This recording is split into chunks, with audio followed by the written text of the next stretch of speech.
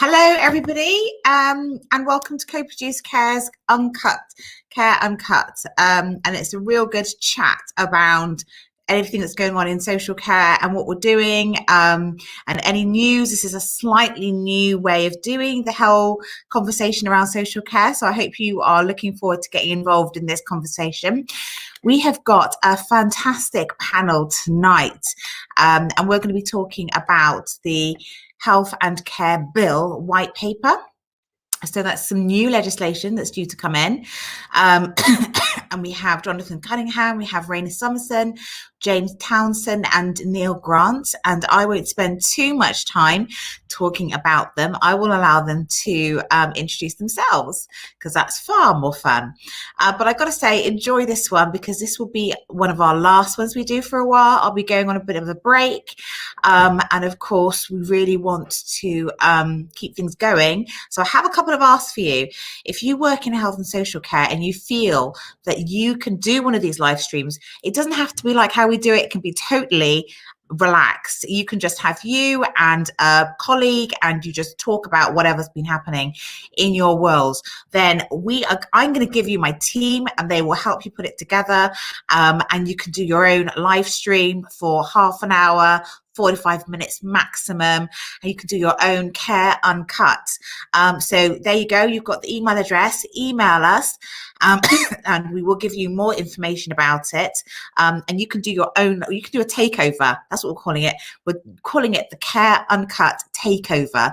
And you can be an organisation. You might be a CEO. You might be a provider. You might be just someone working on the ground. You might be a care worker, and you just want to rant about something and let the world know what you're going through, or it might be really positive, but we don't want the conversation to die with our little break. So if you want to do that, then get in touch and we can make sure that happens. So we're going to be talking about the white paper, and so we're going to have a couple of videos just to introduce it, and then we're going to bring in our guests. So play the first one. All nation holds dear. The white paper is built on more than 2 years of work with the NHS, local councils and the public. At its heart, this white paper enables greater integration, reduces bureaucracy and supports the way that the NHS and social care work when they work at their best together. It strengthens accountability to this House and crucially, it takes the lessons we've learned in this pandemic of how the system can rise to meet huge challenges and frames a legislative basis to support that effort. My job as... Okay, and this is a bit of a response from Matt Hancock's opposite in the Labour Party. So how will they avoid clashing agendas, lack of trust between partners, as we've seen at the ICS in Bedfordshire and Luton, for example? Because nobody wants to see integrated care structures which can't even integrate themselves. And legislation... I think we've just had a little bit of a, I don't know if that's my internet, but that one's cut short, but it doesn't matter. We don't really need to hear what he says because we've got a fantastic panel who's going to talk about it in more detail anyway. So let me bring them in. Hello, everybody. Sorry. Warning, shouldn't I? Lovely to have you on this evening at such short notice. Literally, we put this together in about a week, I think it was. So as you can tell, I've got a bit of a tickly cough, so I'm not going to speak too much on introducing you all.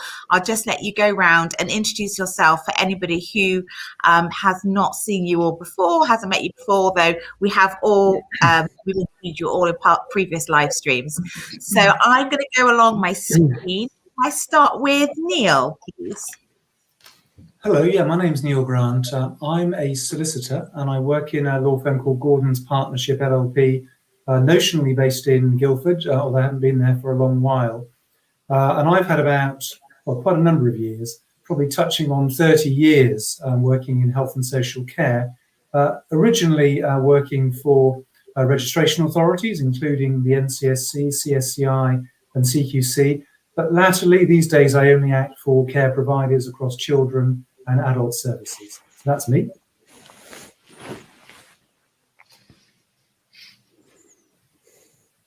Sophie, you're muted.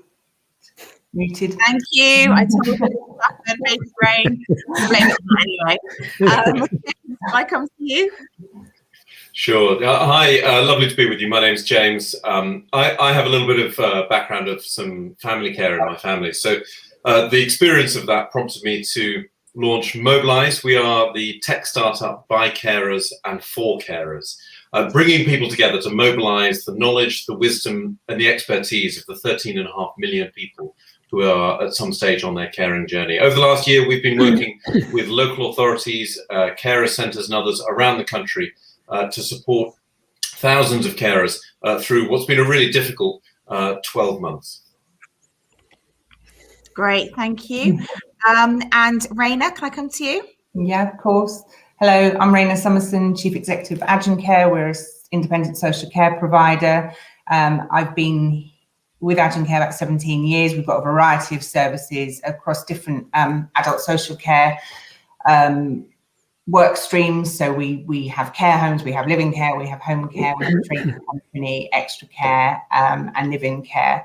And I worked in direct care positions from when I was 18, qualified as a social worker, and did some years as a social worker before becoming a regulator for 5 years, and similar to Neil with the kind of pathway of regulatory bodies. But yes, been with Adgen Care 17 years. So I'm really pleased to be here talking about this paper. Yes, I know. And Jonathan. Yeah, good evening, everyone. Absolute delight to be here, Sophie.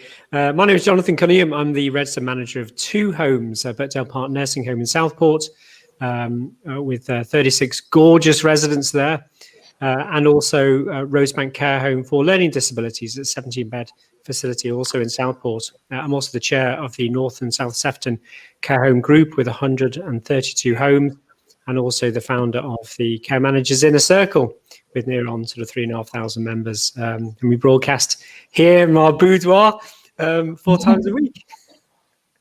I love this boudoir situation. It is so swanky. It looks cool. I love it. I'm so glad we can have it on tonight. It kind of brightens things up. Okay, so even though this is kind of people might think legislation and bills and white papers are so dry, I think we can have a good go at this. I think we've all got some really interesting opinions about what this is, what it does for social care from a social care point of view, because, you know, it's health and care, but is there enough about care in there? So I just want to give people a bit of context. I don't know if we can put the link to the white paper in the chat somewhere, but this is what, because there's a lot of white papers floating about there. This is what it looks like. It's about integration and innovation. It does talk about digital innovation. It talks about removing the barriers of integration, transactional bureaucracy, specifically for the NHS. And making a more accountable system. So those are the 3 themes that it talks about in its sort of executive summary. And I suppose where I want to start is with that executive summary, because what it does, it points out that the inspiration for the bill is the NHS long-term plan. And I watched Matt Hancock, no, not Matt Hancock, it was, ex-health, Jeremy Hunt, that's it. He is heading up the Health and Social Care Select Committee now. And he mentioned today he was interviewing Helen Whately, who's the Minister for Care. And this is what he posed to her. And I just want to hear, after we play this short clip, the last clip, you'll be happy to know, what your thoughts are on the fact that it's come from an NHS point of view, but it's supposed to be looking at integration of both health and care. Social care sector is just as important as the NHS. But when people look to ministers, they say, well, actions speak louder than words. And so there is a lot of worry in the social care sector that they always end up playing second fiddle to the NHS. Can you understand why the fact that for whatever reason there has been this delay can fuel some of the suspicion that people feel that in the end they're never going to get the attention the NHS gets? I can understand that, but something I can say is that I think it's increasingly a case of about thinking about health and social care together, and in part, it's extremely helpful and tribute to you on the fact that we have social care here within the department. And for me, in my role, thinking about both the NHS workforce and in fact the social care workforce, I'm constantly joining it up, and that's something we again have done during the pandemic. So now I'm fully aware of things like what the sick pay is for the NHS workforce. Something that we've done during the pandemic is provide funding and strong guidance for the social care sector to make sure that social care staff should be on full pay if they're isolating for COVID. So she goes on about other things as well. Raina, can I come to you on what you think about the whole general thoughts about the white paper, first of all? Yes, of course. I think that little clip kind of summed it up really. It's the NHS has a long-term plan. This is based around that. There's some good long-term integration. I think that's welcomed. You know, we've seen the past year with COVID, some fantastic work. And I think in a way, for providers, integration for social care has kind of moved on quite a lot in the past year through the pandemic, through kind of forcing people to lose some of the bureaucracy, work at a localized level to address issues. So I really welcome that. I really welcome the assessment of the local authorities by the Care Quality Commission and looking at the system-wide performance and the impact of one part of the system on the provision of social care. But I think Helen's clip there sums it up in terms of it's short term still for social care, and there's so much still that is around funding and long-term reform that's needed in the social care sector. So, okay, yes, there's some parity of esteem with sick pay for COVID through COVID. That is not a long-term solution. So with integration and with our teams working more closely together, we still have this disconnect between one set of people working to a long-term plan of having investment for research, for development, for education, for digital. And on the other hand, a kind of hand-to-mouth existence where we don't know where we are from, I mean, if we're lucky 1 year to the next, but we might be 1 month to the next sometimes. So, and I think if you have disconnect, it is almost impossible to achieve some of the aspirations in this paper. So I think the intent and some of the kind of, as you say, the major themes, I would absolutely welcome. But unless the social care reform something fundamentally shifts, we're not going to realise our ambitions within this for good social care. Yeah. Really good points. Jonathan, I want to just come to you. What were your initial thoughts, and what do you think? What do you think about the question that Jeremy Hunt put to her? I think it was kind of a little bit loaded. Yeah, possibly. I can't remember the question. I'll be honest with you. But in terms of the white paper. You really put me on the spot here, Sophie, aren't you? But in terms of the white paper, look, it's ambitious. My only concern, and it's so ambitious, I mean, it's just audacious in its courage, is that it's just, are we creating, and for those viewers and listeners out there, the white paper, because a lot of people won't have even heard of the white paper, never mind read it. But what in essence is to break down the boundaries between NHS and this social care system.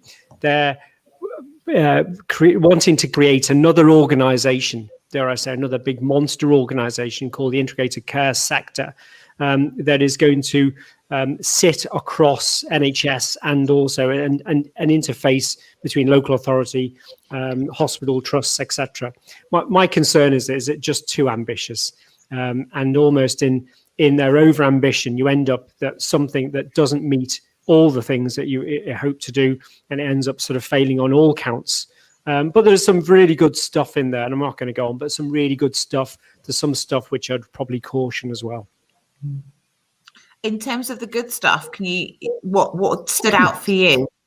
Yeah, there's now this in terms of the agility and the speed of commissioning. They're talking about trying to make something a little bit more agile. So the discharge to assess system, which I'm sure we all know and love, which can be very bureaucratic.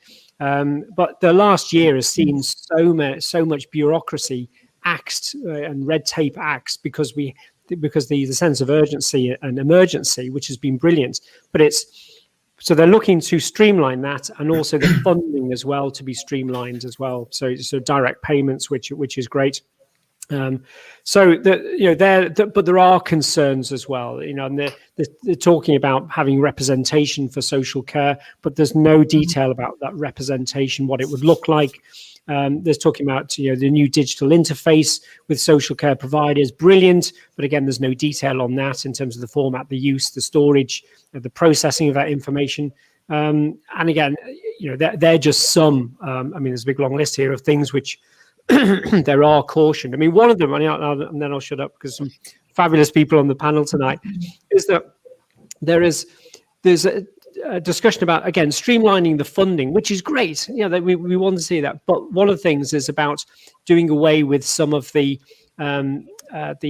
bidding systems, the commissioning systems. And I've got some real concerns over that, because I think it's an opportunity for some of the big boys and girls in social care to potentially start to be able to sideline the small little independent social care providers. And that is a concern when it comes to transparency of funding and fees arrangements. Really helpful, and I absolutely agree with you. When I heard that, I just thought, people talk about privatization, but not so much on a smaller level, but on a larger level with those big players coming in. And some people, that's what they value in their social care, is the smaller providers, those that are local, are really in the community, and that seems to make it more possible for that not to happen. So really good stuff. We'll unpick some of that in a bit. I'm interested to hear what you think, James, because how much was there for carers? Well, so thank you, Sophie. A really important question. Carers were not mentioned explicitly in the white paper, despite, one way or another, depending how you count it, providing about 90% of care that happens in the country. And it's just inconceivable that the health and social care system would operate without relying on unpaid carers one way or another.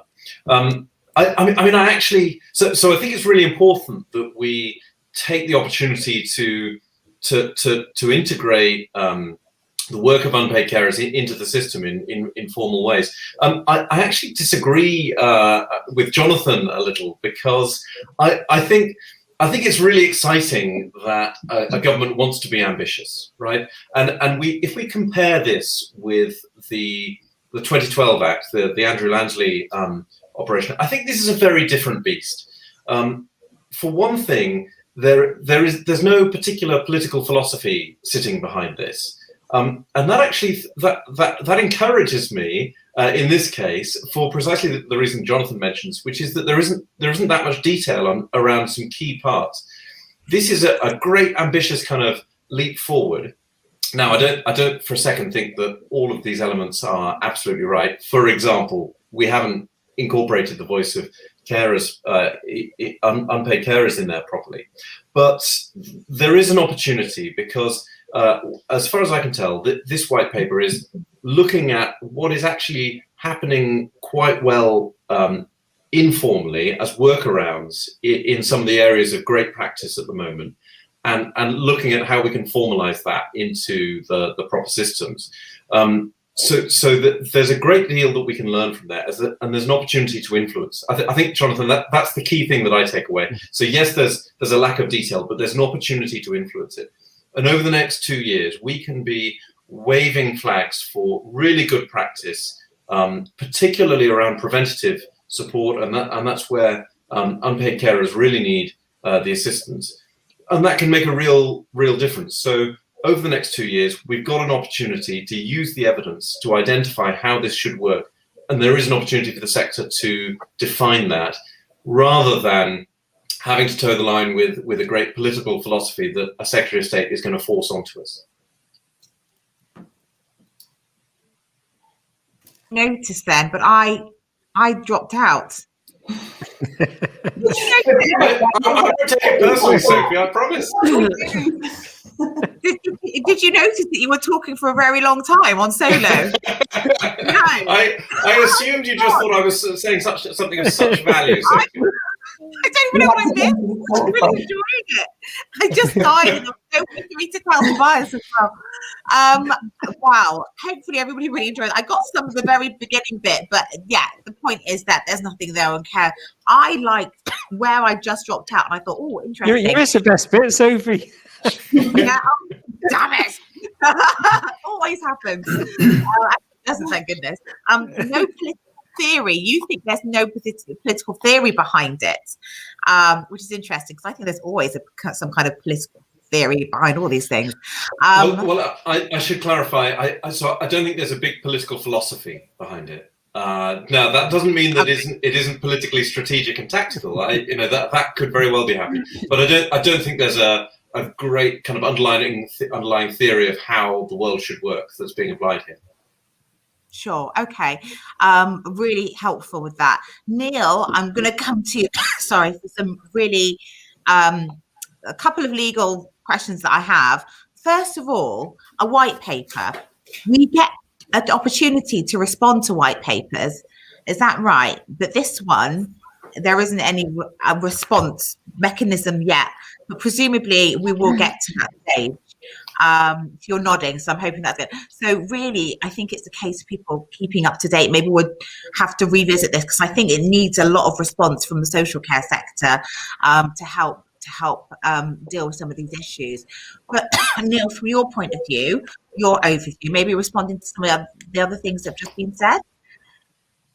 Yeah, I mean, it is very ambitious. I mean, I picked out a few things semi-humorously at the beginning, but hospital food is going to improve, apparently, according to the policy. So we're all going to support that, I think. Certainly, when I remember my last time in hospital, the food wasn't great. That we're going to have the water fluoridation of water, so we're all going to have better teeth in the future. That's all going to be taken away from local authorities, apparently. And no policy is complete without sort of abolishing something. So they've decided to, obviously they're going to abolish Public Health England, as we know, and replace it with the National Institute for Health Protection. And but I think there's actually quite a lot more seriously about this policy white paper that is actually, I think, quite sort of, I think we can be positive about, really. Obviously, there's a focus on population health, improving that, a focus on outcomes. We're driven so much by processes and systems in this country. Reducing inequalities. I mean, I think that's a really, really important thing. I mean, one of the things that I'd like to see is the inequality is between the older generation and younger adults abolished, really. We have a situation in this country where people in care homes, if they're younger adults, they can be receiving a lot more than people that are older who may have dementia, that may have a behaviour that challenges. So there's a real disparity there. So hopefully they're going to sort of shine a light, I think, on a lot of these inequalities that are out there. Obviously encouraging economic development. I mean, the problem, of course, is you've got this divide between the NHS and local government, and they've been talking about integration for 50 years. And if it was actually easy, I think they would have sorted it out by now. But there are some things that I do quite like. Obviously, data protection, I think, is really, really important. That's going to be mandatory. And I think that's really going to expose what is going on out there, or I hope it will do anyway, because I think it's shocking the way that the social care system is funded, is managed, I would say even regulated in many ways. So I think that really does need to be looked at very carefully. And hopefully we're going to have providers at the table of all of these things, and they're going to get the data as well, not just the NHS and local authorities. Moving on quickly, the new assurance framework for social care, I think that's a good thing in relation to CQC regulating local authorities. There's a complete gap there at the moment. There's no accountability on the part of local authorities, and some of the things they get up to, I think, are sort of really quite shocking, particularly around sort of commissioning. I've got a client at the moment that's been offered £16.50 an hour for home care. They were offered the same rate 10 years ago. I mean, it's complete. It's appalling, really. You know, sort of, and that all needs to be looked at. Come in there a second. We've got an overlay of what they say about CQC. Can we bring that up, Tobias? So we propose to introduce through the Health and Care Bill a new duty for CQC to assess local authorities' delivery of their adult social care duties. Now, does that mean that they're going to regulate them and rate them like they do everybody else, do you think? Or I think it seems to be going that way. Yeah, I mean, I think it's going to be a bit like Ofsted and children's services in local authorities. So if they seem to be failing, I mean, they will be rated, and then there'll be sort of intervention from the Secretary of State. So, I mean, one of the things, I appreciate there isn't a great deal of political philosophy behind this paper, but I think there are going to be some real fights between central and local government in the future about this. And I think this is going to be one of them. I mean, one of the things I think is interesting, actually, is to what extent CQC are really going to expose the failings of local authorities in terms of commissioning, but also how they discharge their safeguarding functions as well. Because on the one hand, they're sort of partners, they see them as partners out there. But on the other hand, obviously, they may be in a position where they're going to have to sort of regulate and call them to account, really, for sort of failure. So I'd just be interested to see how that actually sort of works in practice. They're going to have to be independent. And I'll come back to you on your other points. Sure. Raina, what do you think about this idea of CQC being regulated, local authorities being regulated, and maybe their commissioning methods being regulated? What do you think about that? Yeah, I mean, I think it's necessary, something providers have been wanting for a long time. Obviously, there's been various kind of iterations of CQC involvement and engagement. We had some themed reviews last year. And I think, you know, wherever that happens, the shortfalls in the commissioning do show up, and the impact on providers and the impact on people who are using services across social care. So I think it's really welcomed. I suppose the issue is what it does is highlight shortfalls, often going back to funding. And so the local authority will be going, well, we haven't got the money to do these things. And so I think it's interesting that they've added it here, because in a way it could shine a spotlight on a much needed area. But then the question is going to be, what are they going to do with it? Because, you know, they almost could create a rod for their own back, which, you know, great one, because if there are failures across the land because they're investigating and finding shortfalls because there just simply isn't enough money in the system to meet needs, you either start tinkering around with, well, what is a duty of care and what is an unmet need, or you start fundamentally having to fund it differently. And I think it's interesting. If I have no doubt that if they did that now, they would raise some really key and important issues that need to come to the forefront. But it is about what will they do with that? And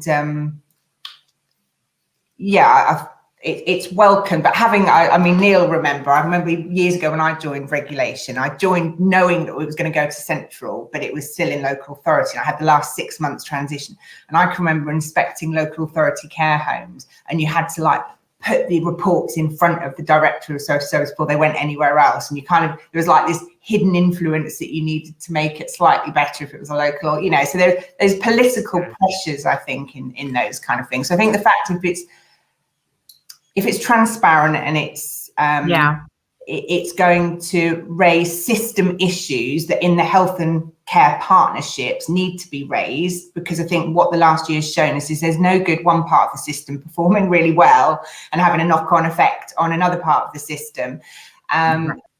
So I think it's really welcome, but again, what are they going to do with what they find? What impact is it going to have? And is there funding? Are they thinking about that going forward in terms of funding? It's huge, and they're hoping to get this going next year. I think 2022 was it was in there. So yeah, watch this space. Jonathan, what did you think about this? Yeah, I couldn't agree more. I think I think social care directors across the country are suddenly going cold, thinking that they could be regulated themselves. And from a provider, absolutely delighted. love the idea of our local authority being being actually regulated by Care Quality Commission, making sure they abide by all the regulations, the key line inquiry. And of course, if they need any help, I'm sure they've got lots of providers who can give that assurance and assistance. So I'm being facetious. I think, you know, it's a good thing. It's got a long way to go. And I think, as Raina said, you know, you've got real well-established relationships with the regional heads, the head of inspections, and so that's got to be mapped out. And I absolutely agree 100% with what James said before. You know, my concern is that this is just a massive thing they're trying to establish, which is, and you know, in life, you know, if you're going to have some goals, make sure they're so big they scare you. Absolutely. And I think there's a beautiful opportunity now. We've been through the most horrific time.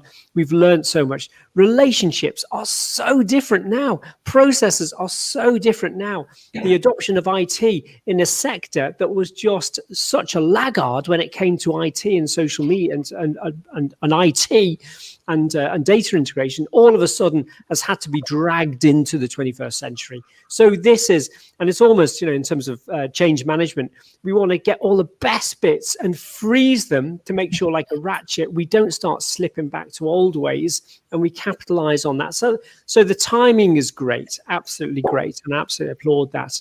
But there's some very different, and I mean, one thing undoubtedly for providers who, again, I haven't read the white paper, but in there it talks about the onus on data integration. So if you're a provider out there, for all of you watching now, and you're still clutching with for grim death onto your paper care plans, guys, you're gonna have to let them go. You know, they're gonna have to be buried. You're gonna have to have a little funeral for them. You're gonna have to come into the 21st century with digital integration. Yeah. Well, that is one of the things that we've got on our list to talk about. And I'm going to go to Neil for you on this, and then come to James, because when I read it, I thought, first I'm a bit skeptical, because I know even in the today, the interviews and that the Health and Social Care Select Committee had, that Helen Waitley was really pleased with herself that she got more data from social care, which we've never had. Like, across the pandemic, they've got so much data from us that they've never had before, which obviously they're happy about. But what do they do with this data? How are they monitoring it? How are they judging us? I don't know, I just feel really like I don't really know how it's going to be monitored, but I'm worried about digital apartheid, because you've got people who are in rural communities who maybe just haven't had the need to, because, or don't have the access to the really good internet connections. We know that there's a disparity with schools at the moment, where some children really struggle with their issues with data and with connectivity. It's the same in social care potentially. So are there issues around that, and how are we going to be supported with that? We also know that some ICSs are further ahead in this journey of integration than others. So there's already disparities there. So how are they going to close the gap? Specifically on digital, Neil, did you have any thoughts on that? Yeah, I mean, obviously there's got to be a levelling up in terms of abilities, I suppose, to actually sort of share information. But you're right, there are going to be millions and millions of people out there that actually aren't going to have the tech at their fingertips to actually sort of supply information to NHS England or CQC at the press of a button. So they're going to have to be sort of realistic, I think, about how they sort of access those individuals, those sort of communities. But they are going to require, they say, that sharing of anonymised information, it says here, across the health and social care system. This is all mandatory, by the way, so it's not sort of discretionary. It's sort of Big Brother stuff, really. You know, the Secretary of State is going to demand data from all registered adult social care providers, it says, not only in terms of publicly funded clients, but also privately funded clients as well. So, you know, it's going to be quite onerous. My worry is that it's going to become something of a burden. I mean, the worry that I've got about this, looking at it the other way, is that for a long, long time, obviously regulation has been about oversight, about inspection, where you go in, you observe care, the delivery of care, and the quality of life of individuals. And it just seems to me at the moment that we may be sort of going down a line where individuals just become blocks of data that will be crunched by machines at CQC and come out with a consistent sort of data outcome, and what is that actually going to mean? Are people going to be looking to see what is actually happening to people in society? That's a big issue, I think, that we need to sort of grasp, because CQC are giving up on comprehensive inspections as part of ratings, and there's no schedule anymore. And there's been an erosion of inspection really since 2006. It used to be twice a year. Again, there's discrimination there between children's homes and care homes. Children's homes are twice a year. CQC now is saying, well, we're not going to have any schedule of comprehensive inspections. We're going to sort of move to what we see as a risk-based system. But that all depends on the quality of the data that's coming into CQC. And particularly if they're going to be relying a lot more on self-assurance from providers, then there's going to be an issue there about how accurate that self-assurance process is going to be, the information that's going to come into CQC. So really, really big issues. I think it's really positive as well, but obviously a lot of it's going to be the quality of the data and then how they're going to use that data when they've got it. Great, really important points. James, I'm interested to kind of think of this from a carer's point of view. If you have someone who, is being supported maybe at home, and you've got a care organisation who's being forced to do things more online, and you're connecting with people, FaceTiming or whatever it might be, maybe that's actually a positive thing. There's lots I'd like to say on this, Sophie, but just before I do, I want to come back to Raina's point about inspection. So my background originally is as a teacher, and shortly after the introduction of Ofsted in, I think, 1992, where that inspection body flagged up some real challenges in the education sector. That was then followed by the London Challenge, the Manchester Challenge, a number of other initiatives that came with substantial funding. So, Raina, I completely agree that the government needs to be ready with a funding solution, because it will flag up big issues if there isn't a solution there. But that may be a really helpful prompt to sort that out. In terms of the digital divide, certainly lots of carers speaking to us at Mobilise, who are part of the Mobilise community, have found it really, really valuable to be able to engage with the people they love, who might be in a care home, for example. And I want to communicate the thanks of many carers who just think the providers have done such an amazing job to facilitate that connection where possible. And there's been some really great practice. We hear lots of the horror stories as we go along, but let's not forget that so many people have been working so hard to facilitate that. I want to drop in a little example. It's called WeFarm. I think it's wefarm.com, and you can look it up. And that's an operation which uses SMS texting to provide information exchange and support for farmers in the middle of deepest, most rural Africa. And what they've done there is think really, really carefully about how to use the technology. We're talking to, I don't know how many gigabits of information we're streaming into each other's houses at the moment. This is an extravagant luxury that we have to be able to be streaming live. I think those examples of, and one of somebody commented in about the challenge of connectivity in sometimes quite old buildings in residential care homes. We need to be thinking about how we can design the technology to be working on really limited bits of information. So Mobilise is currently operating in Shropshire, one of the most rural parts of the UK in many ways. And we found that, video streaming is not going to work for everybody there. But there are other ways that we can exchange data with 3G signal or whatever it might be to really make those human connections. And I think what we need to do as a social care sector is really engage with innovative organizations that have got the technical skills to break down that technology and say, right, how do we make this work for your setting? Because social care is not like fintech, it's not like transport tech, all of the areas where tech is really powering innovation. Let's think, who are the really forward-thinking organizations that are going to break through and make a really exciting development that can bring people together rather than creating a digital divide? I love your positivity. It's very Can you just say something negative about something anytime? No, I love it. It's really good points. And it made me think, as you were saying that, is there a space for us to start running support for providers to just really help wherever their digital tech isn't quite working? Because actually I find some of the stuff that comes centrally isn't particularly helpful, but when we help each other, like Jonathan's Facebook group, for example, it's so organic and it really does work really well that way. So really good points. There's someone's put in the chat, I'll try and put it up without taking too much. Is there not a need to actually define integration and what that really means?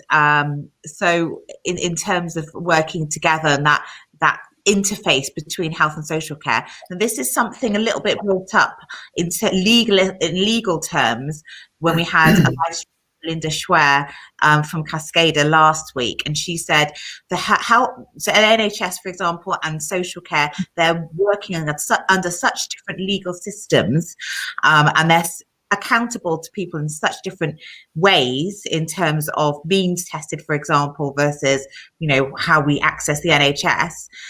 Like you were saying, I think, Neil, it's so ambitious, but then when you come down to the detail of it, how can you change cultures in ways of working? So I kind of want to come on to, how culturally will this whole integration work? I don't know whether, Raina, you've got some ideas, or maybe how things have worked really well with health and social care in your work, maybe over the pandemic, but how practically do you think this might work? Yeah, I mean, I think Caroline's comment in there is absolutely spot on. Yeah, define integrated. We've been talking about integrated, as Neil says, for years. Have we really moved much further? And will we, if there's not a different funding system? Because people's understanding of how social care gets funded compared to healthcare is an obstacle, and just the stream of money into those two areas is so different. I think for me, I'm a kind of optimist in terms of I like the localized bit of the paper. I like the move to that kind of actually locally you can get things done. In my experience working in hospital teams, multidisciplinary teams years ago, and I did my social work dissertation, I think I did mine on kind of joint working, integrated working. It's years ago. And people make things work. People can come together and you can kind of sod the bureaucracy. It's like, it's all there. There's all these obstacles about why you can't do all these things. But where I find our really successful relationships are where you've got the mindset of people in whatever their position saying, we can do this. Actually, why are we all here? And I think that gets lost so much in so many of roles in health and so why are we all here? Why are we doing this? Who is the person at the purpose of what we're doing? And if you hold that insight and you work together, it doesn't matter what the system is, you can actually achieve a great deal even with those barriers.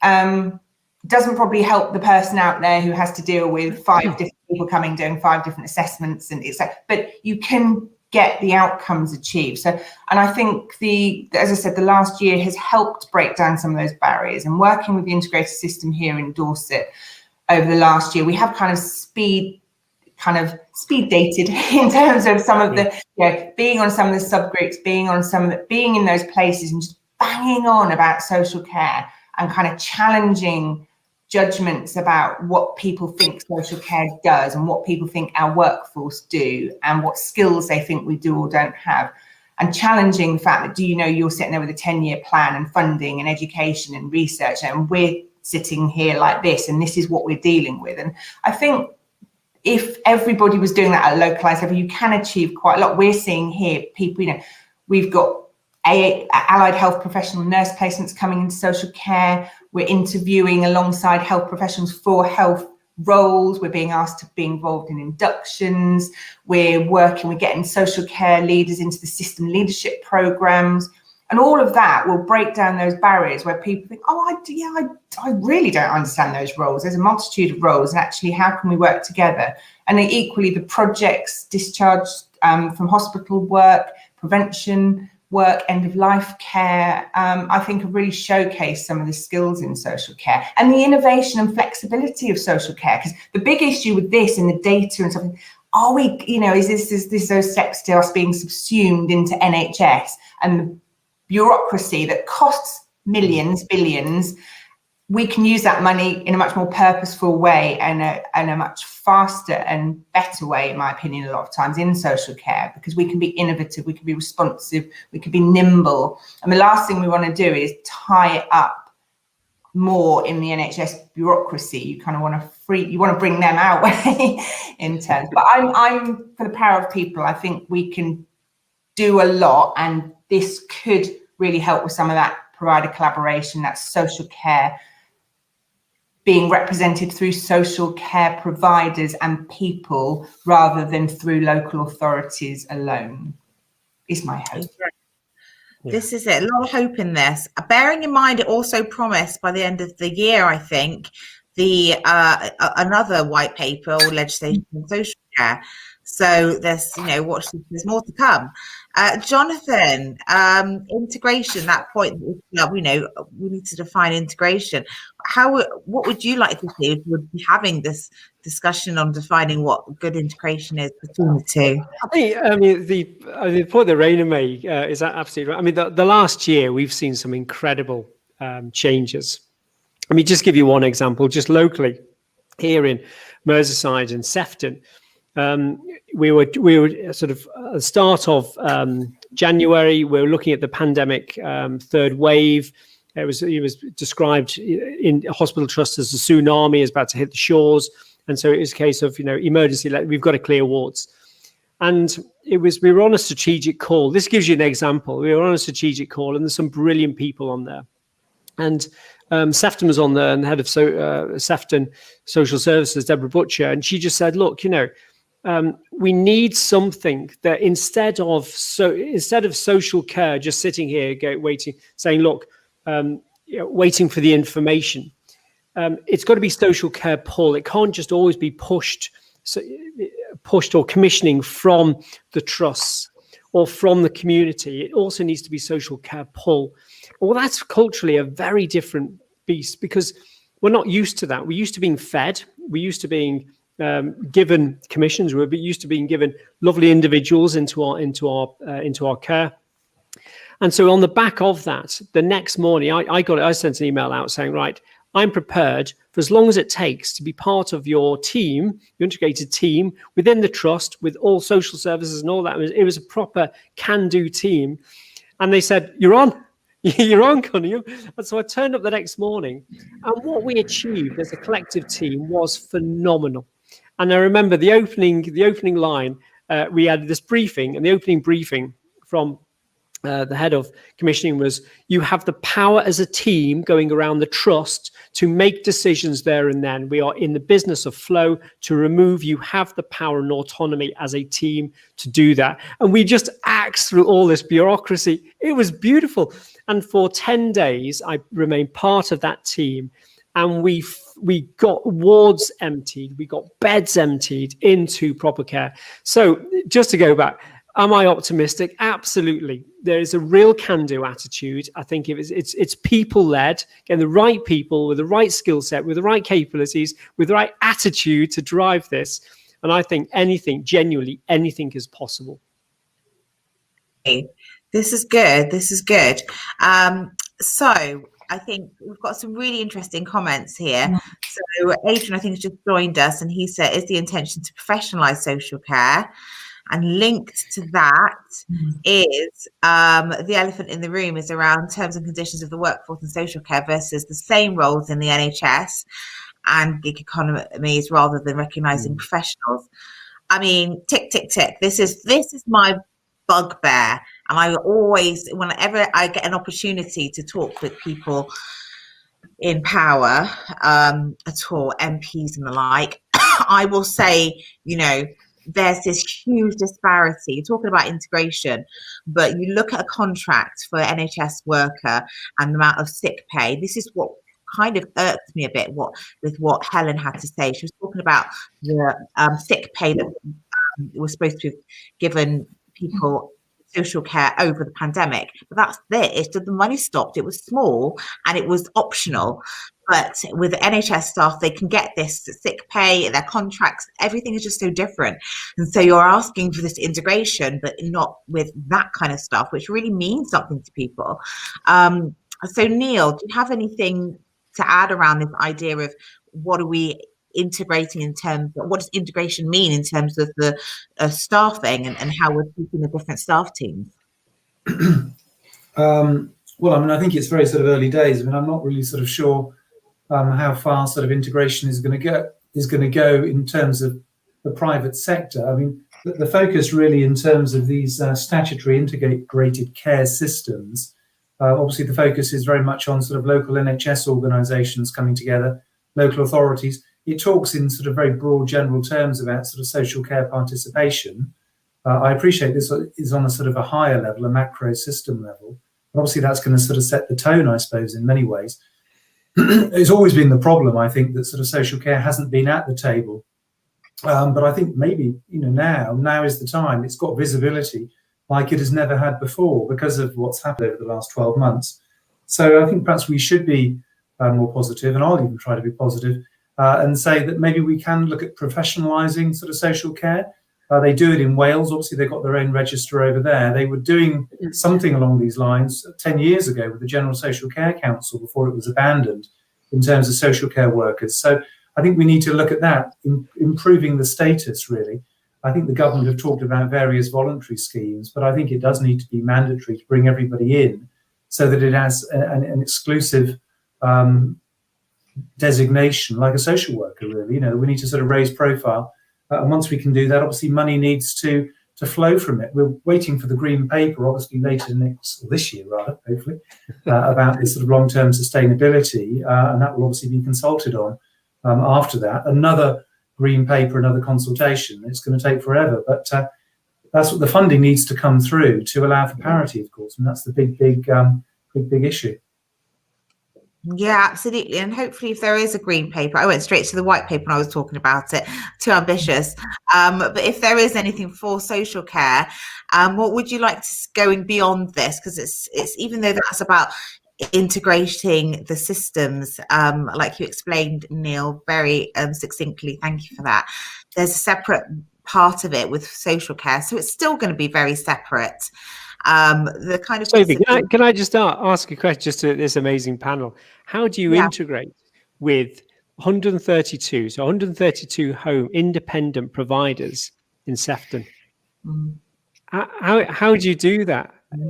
Because there is no formal body, and it was on a voluntary basis. I mean, I set up the North and South Sefton Care Home Group because there was nothing. The local authority was interacting individually to 132 homes and having 132 conversations. And so, I formed this body because I thought we need a voice, we need a collective voice. But I'm not elected. It's not a formal body. It's just a group of, I volunteer my time and send some emails out. How do you formalize that? Because then you become part of the bureaucracy. But at the end of the day, these aren't local authority homes. These are 132 private social care homes, some little one home independence all the way through to groups of 23, 25 homes. So how do you integrate with that? I just don't know. And what's the representation look like? Yeah, Raina, what are your thoughts on that? Yeah, I mean, obviously, absolutely agree with you, Jonathan. That is and there's one of the challenges of dealing with social care, isn't it? We're so dispersed, there's so many. In Dorset, we took it beyond the local care associations and involved. We were lucky enough to have the CCG and two local authorities who were willing to invest in a bit of project startup to link us in with our local partners in care. So again, we're volunteers, but we use the Care Provider Alliance to come and do a piece of project work and put together terms of reference and look to try and represent all of the provider services, not necessarily all of the providers, make sure that the associations were part of that, and kind of enough of a label and terms of reference that meant that we were accepted at the table. And we're just having our first annual review with CPA coming back in to look at the review of it in terms of system impact. But the trouble is it relies, as you say, on a lot of goodwill, a lot of volunteer time. It becomes a beast because you become a victim of your success. You could be on every subgroup across the NHS, and there's a lot of them. You know, and everything, you know, you join a board and then you find out there's like 10 subgroups and they all want someone for social care on, which is great. But we then have, as you say, micro providers who simply don't necessarily have the time or willingness to engage at that level because they're too busy running their own organisation and they're hands-on, or they don't feel confident in that. So I think that representation, fair and equitable representation, and not just being one or two providers who've got the biggest resources and the biggest mouths. That's the worry. That's the big worry. It becomes then the big boys and girls who are then representing your local region. It's all, and it's place focused. So they're the biggest boys and girls in the place, in the region. And of course, their agenda is going to completely swamp the little people. You know, and I'm a little guy. So we went with our terms of reference means it's fair, but it is about them. Well, who monitors it? Who really? And actually, the reality is some of the smaller providers can't turn up to meetings as regularly because they don't have the resources to backfill, and some very practical issues. And you can see, you know, when you're experiencing that, you can see why health and any public sector organisations find it so hard to engage fairly. And easily with social care providers. It's not a magic wand. No, but I think sometimes I find other people who don't know about social care don't realise that we have lots of GPs. Like there's health is extremely fragmented. So pharmacies, you know, lots of different trusts. So that's also very fragmented. We have representative organisations, associations, and there's no reason why we can't feed into them somehow to take off the pressure. But I definitely do think. Sorry, so what's a really good point is what you find when you go into the integrated care system, when you go into trusts, is we in social care we can be a bit martyrdom-ish, you know, we're everything's so negative, or we're so badly done by, and you can forget to be sharing all the positive stuff, but you also go into the NHS world and it's equally not a lump of people, you know, it is all these services, and everybody feels like the poor relation to the acute trusts and the acute hospitals. So you've got that, just as you're saying, Sophie, you've got a load of people that you need to engage and who have a similar problem getting their voice heard in a cohesive manner, and I think feel as aggrieved about where is their place in that system. Are they getting as much money? Are they getting as much voice as opposed to the acute trusts? Sophie, could I just respond to that? Yes. Thank you. Because I there's no preach emoji button here, and both Jonathan and Raina and Neil, what you're describing there, I wanted to agree lots about, particularly that idea that people make this difference. Because if you have great people, you can achieve amazing things. But I just wonder that what we haven't been able to touch on in this conversation, and I don't think is really adequately covered by the white paper. And gosh, I hope that the next document, which is really focused on social care, does this and asks, what are we doing this for? So Social Care Future, who I know, Sophie, you've spoken to before, have a description that, you know, social care is about a life in the place that we call home. I'm butchering the phrase that they very carefully put together, but a good life in the place that we call home, surrounded by the people that we love, feeling safe, something like that. It's worth looking up. And I think where we have great people, and we have a really good public conversation about what social care is for, and that it's not just about dealing with the problem of getting old or whatever it might be, but actually saying, this is the positive vision that we have for how we want to care for people in our community. That's the key to bringing people together into a more integrated space. Yes, we need to do the bureaucratic stuff to make the structures, so that the structures allow that to happen. But bureaucracy can't force it to happen. It's having that shared vision across really inspirational and talented people that brings in the unpaid carers into that conversation. That is how we can achieve it. And it may be 4, 5, 10 years away, but we can be starting to make that progress towards it. It's wonderful. Superb, This, James. I Superb, know. sir. That's Exactly. James from PM. Mate, you smashed it. You're absolutely right. That's exactly what it's all about. Never mind all these buzzword bingo. It's about people at the end of the day living the best fulfilled life ever with the people they surrounded by they love. Brilliant. Absolutely. And that's what I wanted to come on to. Sorry, I don't need to now, because I was going to ask you, James, like for this the green paper that Neil's talking about, how care is going to be featured in that. And actually what needs to happen is we need to take a charge in social care, which includes the people who receive social care, with what it is we need. I don't think it can come top down. So it's almost like there needs to start a conversation. Of course, he's already started a conversation, Social Care Future. So we definitely need to do this again with them involved, and start forming that. And it's serious stuff, you know, because we need to do this soon, because this government it's got its eyes on 2024, the next election. It's pushing this stuff in 2022. So if we don't come together and sort out what we think should be, because we're the experts.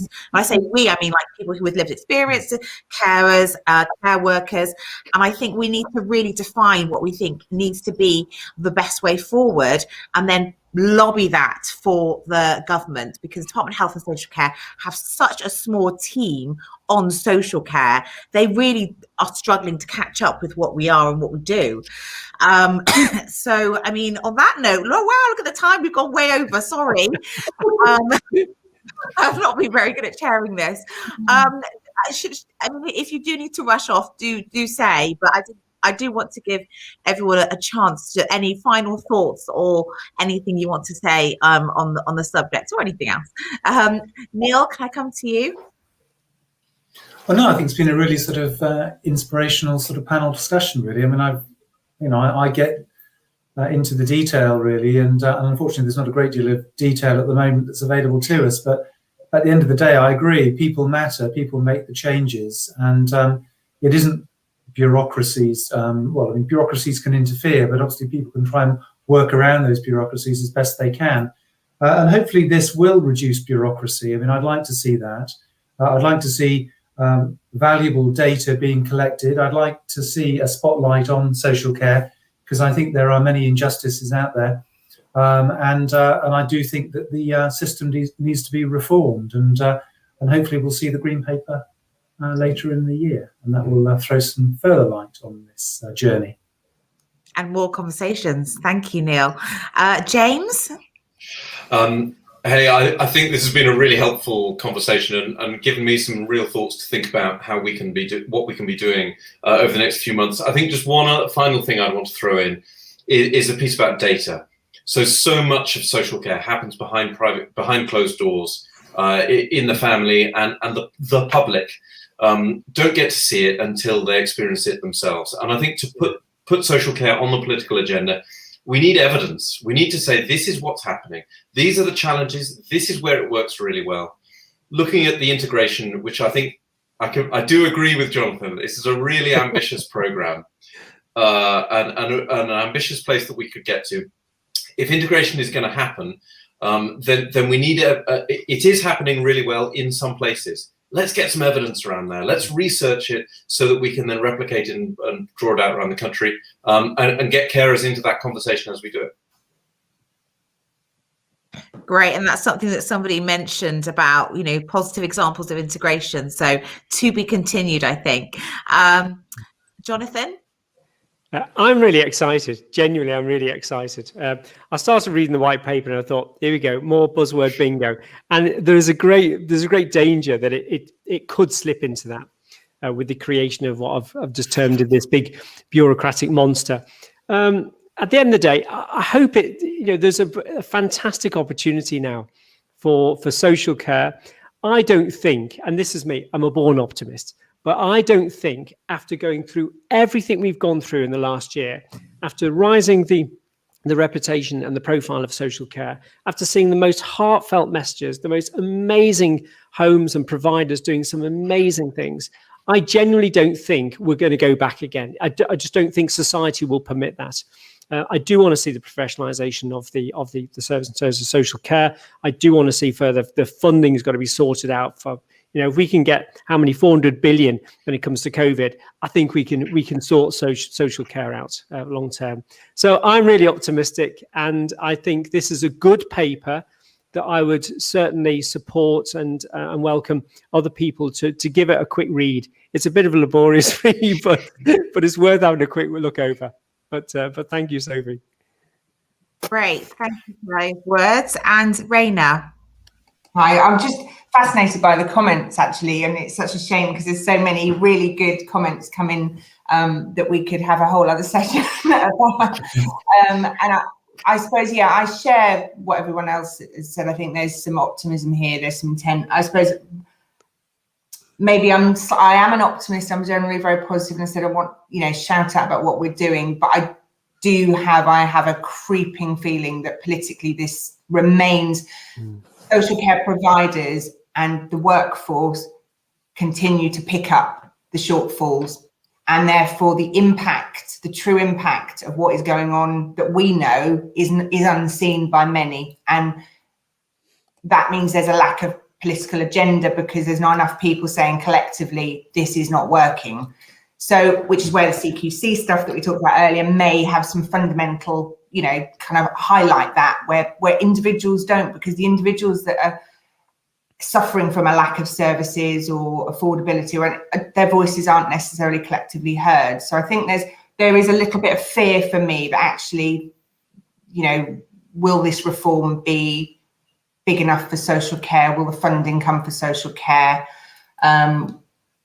Is this still kind of very much about NHS agenda? Will it be bureaucratic and take? So I suppose there's those fears. On an optimistic level, I absolutely think we've got some fantastic work that's been done. We've got some fantastic stuff to still do. And we just have to keep banging the drum about social care, getting across the message, getting across the positivity, getting across the solutions that are provided.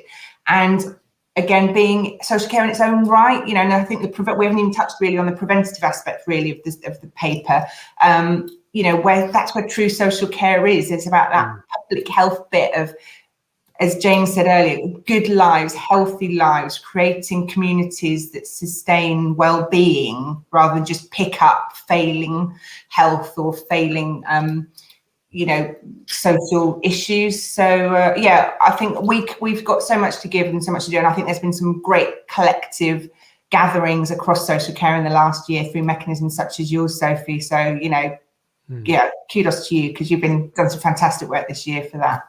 So more. Thank you. And I didn't even have to ask you to say that, but there we are. Thank you. That's very kind. But thank you all actually for coming on at such short notice. I found this really interesting, and we've had loads of comments, and we're going to share this a lot over the next few days. And this conversation is not going to end for a while, I think. I definitely take home the idea that we probably need to come together to give those collective messages somehow, so that in the future our voice in social care can be heard, because we know from the reforms, the Lansley reforms that people talk about, once these things are set in law, it's really hard to go back. So now is the time that these white papers, green papers are out to get our voices in there, because otherwise we have to live with it for decades. So on that not particularly cheery note, sorry. I was going to say thank you to my guests, and I'll say a couple of closing words but after this, but I will let you all go because you stayed on for so very long this evening. So do take care, everybody. Thank you so much. You take care, Sophie. Yeah. Goodbye. Thank you. Great to be with you. Thank you. Bye. Thank you. Bye. Lovely. So I hope you enjoyed that. That is the last one, like I said, of these live streams we're going to do for a while. I'm off to have a baby next week, so I won't be able to do these for a while. But I really do encourage you. I want this to be a platform that other people can use. I don't need to present it all the time anyway. So if you do think you want to have a bash, my team will be 100% behind you. And I want to say it has been a crazy few months when we started doing the live streams like this at the beginning of the pandemic. And we've learned a lot. I have to say a huge thank you to my team, Tobias Kitchen, Arnie King, Carisha Stevenson, Ella, who I organise these, Ella Lacey, she's helps me organise the diaries and everything. So I'm really, really lucky that people do help me out. And a lot of the time when people are helping me in the studio, they're doing this in their spare time. We've had interns, we've had volunteers help us out. So we don't ask for very much, but we would ask that you do like and subscribe if you're on YouTube. And if you're on Facebook, then please do like and share. So I think this is a really good conversation. I had a fantastic panel. They came together so quickly. It was wonderful. So share and share and share again. And hopefully we'll be back in a few more months and we'll pick up everything that's happening in social care. I've never known it to just last, this conversation about social care to last so long and to go along with so many different changes and ideas so rapidly. So there's going to be so much more for us to cover when we get back. So yes, good luck everybody, and stay safe, and we'll be back again soon. Okay, bye-bye.